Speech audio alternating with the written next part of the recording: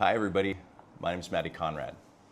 At 19 years old, I was a painfully awkward kid who worked at a restaurant in a town called Victoria, British Columbia, which is on the west coast of Canada. And that restaurant was situated between two of the coolest hair salons in my town. One was called The Gallery, the other was called Christopher J's. Now the team at Christopher J's was really stylish and cool. The owner was really friendly, gregarious guy who is enigmatic and incredibly talented and artistic.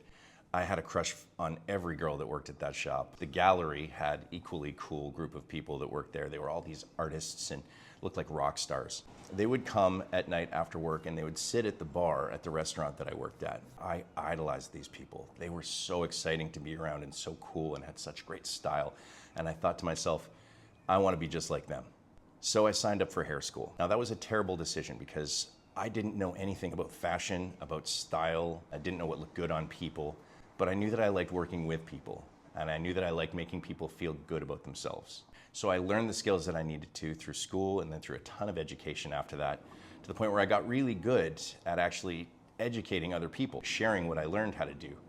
And I became an educator, and I traveled all over the world teaching hairdressing to hairdressers. I then got into barbering, and 30 years later I've now grown up to be one of the most celebrated barbers on the planet. It's allowed me to travel all over the world and meet incredibly fascinating people and do incredible work alongside of some of my heroes. Speaking of which, that enigmatic, exciting owner of Christopher J's, 30 years later he grew up to become Chris Barron.